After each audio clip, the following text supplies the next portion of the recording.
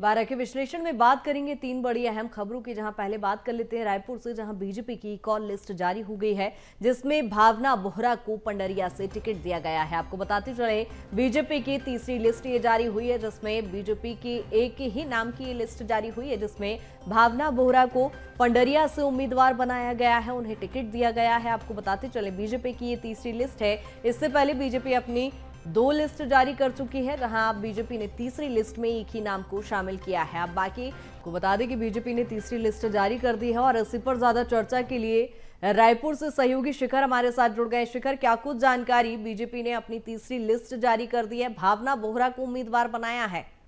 देखिए, बीजेपी ने जिस तरह से पहली लिस्ट जारी की थी, उस पहली लिस्ट में 12 विधानसभा क्षेत्रों का जो है नाम सामने आया था। उसके बाद फिर दूसरी लिस्ट भी जारी की गई। कुल मिलाकर 85 विधानसभा क्षेत्रों पर बीजेपी ने अपने प्रत्याशी उतार दिए थे। आज तीसरी लिस्ट भी जारी हो गई है और तीसरी लिस्ट में सिर्फ एक विधानसभा क्षेत्र में प्रत्याशियों की घोषणा जो है बीजेपी ने की है और कवर्धा जिले के पंडरिया विधानसभा क्षेत्र में भावना बोहरा को बीजेपी ने प्रत्याशी बनाया है। जिस तरह से ये तीसरी लिस्ट जारी हुई है, उसके बाद ये कयास जरूर लगाए जा रहे थे कि जो 5 विधानसभा सीटें हैं जिन पर फिलहाल प्रत्याशियों की घोषणा नहीं हुई थी, उन तमाम 5 विधानसभा क्षेत्रों पर एक साथ बीजेपी प्रत्याशी की घोषणा कर सकती है। लेकिन फिलहाल की स्थिति की अगर बात की जाए तो बीजेपी ने सिर्फ पंडरिया विधानसभा क्षेत्र से भावना बोहरा को मैदान पर उतारा है, जबकि अंबिकापुर, कसडोल, बेलतरा, बेमेतरा, ये 4 विधानसभा सीटें ऐसे हैं जहां अब तक प्रत्याशियों की घोषणा नहीं हो पाई है। जरूर कहा जा रहा है कि आज शाम तक इन चारों विधानसभा क्षेत्रों पर भी प्रत्याशियों की घोषणा हो जाएगी। लेकिन जिस तरह से भावना बोहरा को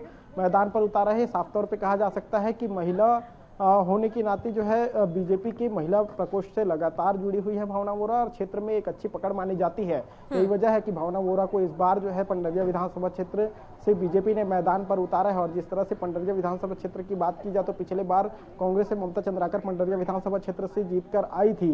एक बड़ा जो महिलाओं का पकड़ जो है वो पंडरिया विधानसभा क्षेत्र में माना जाता है और इसी के तहत बीजेपी ने भावना बोहरा को इस बार पंडरिया विधानसभा क्षेत्र से टिकट दिया है। तो ये कहा जा सकता है कि एक कड़ी टक्कर जो है पंडरिया विधानसभा क्षेत्र में देखने को मिल सकती है। बिल्कुल, यहाँ पर भावना बोहरा चूंकि एक महिला है और लगातार हम देख रहे थे दोनों पार्टियों का फोकस आधी आबादी यानी महिला वर्ग पर है, लेकिन यहाँ पर भावना बोहरा की यदि दावेदारी की मैं बात करूं तो कितनी मजबूत दावेदारी यहाँ पर होगी जब बीजेपी ने प्रत्याशी बनाया है। सत्ता वापसी की कवायद जिस तरह से हम दिख रहे हैं, ऐसे में क्या लगता है कितनी मजबूत दावेदारी उनकी यहाँ पर है?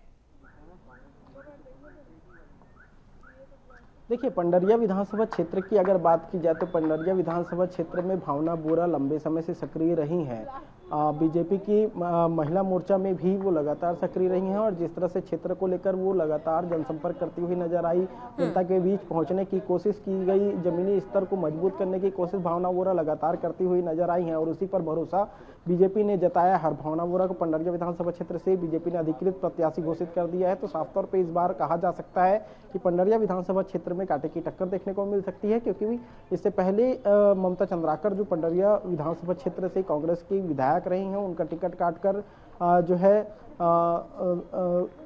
कांग्रेस के ही किसी अन्य नेता को जो है टिकट दिया गया है और इस बार बीजेपी ने एक बार महिला को जो है पंडरिया विधानसभा क्षेत्र से उतारा है। तो ये साफ तौर पे कहा जा सकता है कि एक अच्छी टक्कर पंडरिया विधानसभा क्षेत्र में देखने को मिल सकती है। जी ठीक है, बने रहिएगा शिखर तमाम जानकारी के साथ। जिस तरह से हम दिख रहे हैं भावना बोहरा को यहाँ पर प्रत्याशी बनाया गया है और बताते चलते हैं कौन है आखिर भावना बोहरा। भावना बोहरा को यहाँ से पंडरिया से बीजेपी का प्रत्याशी बनाया गया है, जहां भावना बोहरा भाजपा महिला मोर्चा की प्रदेश मंत्री हैं। आपको बताते चलें कवर्धा जिला पंचायत की सदस्य भी वो हैं और वर्तमान में भावना बोहरा यहाँ जिला पंचायत के सदस्य होने के साथ ही क्षेत्र में अपने समाज सेवा कार्यों के लिए खूब चर्चित हैं और इसीलिए भाजपा ने उन पर विश्वास जताया है, उन्हें अपना उम्मीदवार बनाया है। आपको बताते चलें भावना बोहरा को पंडरिया से बीजेपी ने अपना प्रत्याशी बनाया है और एक अच्छी पकड़ उनकी, जहां भाजपा महिला मोर्चा की वो प्रदेश मंत्री हैं और आपको बताते चलें कवर्धा जिला पंचायत की वो सदस्य भी हैं वर्तमान में और ऐसे में काफी मजबूत दावेदारी उनकी यहां पर देखी जाती है।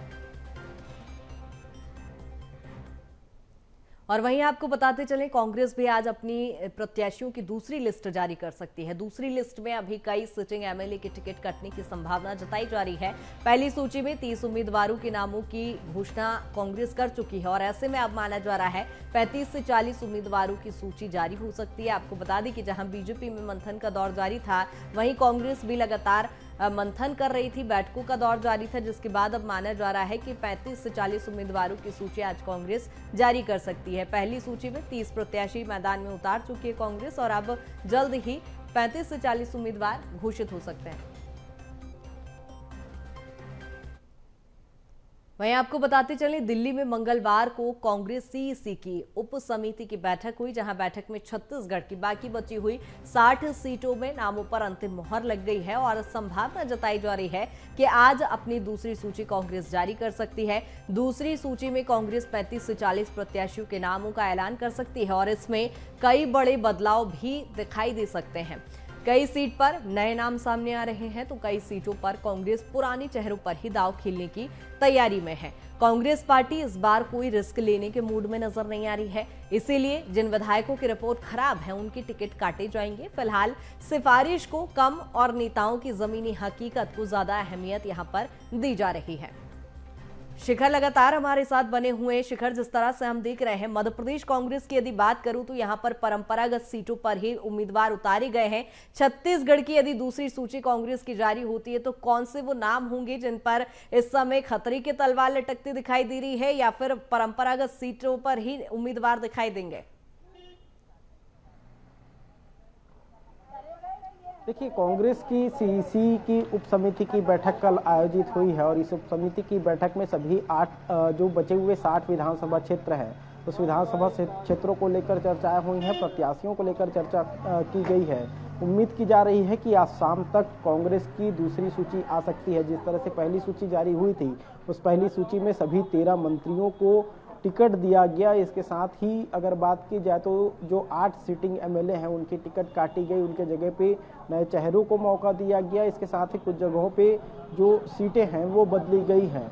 दूसरी सूची का इंतजार भी लंबे समय से किया जा रहा है और दूसरी सूची में भी लगभग 30 से 35 नाम शामिल हो सकते हैं और ये कहा जा रहा है कि जो सिटिंग एमएलए है उसमें दूसरी सूची में भी कई सिटिंग एमएलए के नाम काटे जा सकते हैं, जबकि कुछ नए चेहरों को मौका दिया जा सकता है। फिलहाल की स्थिति में अगर बात की जाए तो ये संभावनाएं जरूर जताई जा रही हैं कि कोटा विधानसभा क्षेत्र से अटल श्रीवास्तव, बिलासपुर से शैलेश पांडे, राजिम से अमितेश शुक्ल, दुर्ग शहर से अरुण वोरा को टिकट दिया जा सकता है। अरुण वोरा एक लंबे समय से दुर्ग शहर से जो है विधायक रहे हैं, मोतीलाल वोरा के बेटे हैं और ये साफ तौर पे इस बात को भी दर्शाता है कि दुर्ग शहर से उनको टिकट दिया जा सकता है। इसके साथ ही अगर बात की जाए तो बेमेतरा से आशीष छाबड़ा, भटगांव से पारसनाथ रजवाड़े, खल्लारी से द्वारकाधीश साहू, जगदलपुर से राजीव शर्मा को कांग्रेस टिकट दे सकती है। फिलहाल जो दूसरी सूची है उसका इंतजार किया जा रहा है, लेकिन जो नाम हम बता रहे हैं उस नामों पर मुहर लग सकती है, क्योंकि लंबे समय से इन नामों को लेकर चर्चाएं की जा रही थी। दावेदारी भी इनकी सबसे मजबूत मानी जा रही है। इसके साथ ही अगर बात की जाए तो रामानुजगंज से डॉक्टर अजय तिर्की, बेलतरा से विजय केसरवानी, धरसीवा से देवव्रत साहू, अकलतरा से राघवेंद्र सिंह, मुंगेली से संजीव बनर्जी, लोरमी से थानेश्वर साहू, भरतपुर सोनहत से गुलाब कमरो, मनेन्द्रगढ़ से प्रभा पटेल, अभनपुर से धनेन्द्र साहू, रायपुर दक्षिण से महंत राम सुंदर दास, रायपुर पश्चिम से विकास उपाध्याय, रायपुर ग्रामीण से पंकज शर्मा, रायपुर उत्तर से डॉक्टर राकेश गुप्ता, बसना से देवेंद्र बहादुर सिंह, ये नाम है जो दूसरी लिस्ट में देखने को मिल सकते हैं और इन पर विचार भी किया गया। दावेदारी भी मजबूत मानी जा रही है। तो कुल मिलाकर देखा जाए तो कांग्रेस की जो दूसरी लिस्ट का लंबे समय से इंतजार चल रहा है वो इंतजार आज शाम तक खत्म भी हो सकता है और जो संभावित नाम हम आपको बता रहे थे उन नामों पर मुहर भी लग सकती है, क्योंकि ये नाम सबसे ऊपर चल रहे हैं और इन नामों पर लगातार जो है दावेदार अपनी जो मजबूती के साथ क्षेत्र में सक्रिय नजर आए हैं और इन्हीं नामों को लेकर चर्चा भी लगातार देखने को मिली है। तो ये साफ तौर पे कहा जा सकता है कि आज शाम तक कांग्रेस की जब दूसरी लिस्ट आएगी तो उसमें इन नामों को शामिल किया जा सकता है। जी बिल्कुल शिखर, यानी ये कहना गलत नहीं होगा कि कांग्रेस इस बार कोई रिस्क लेना नहीं चाहती। लंबी बैठकों का दौर के बाद अब फाइनली शाम तक स्पष्ट स्थिति हो जाएगी, क्या कुछ सामने निकल कर आता है। बहुत शुक्रिया तमाम जानकारी के लिए।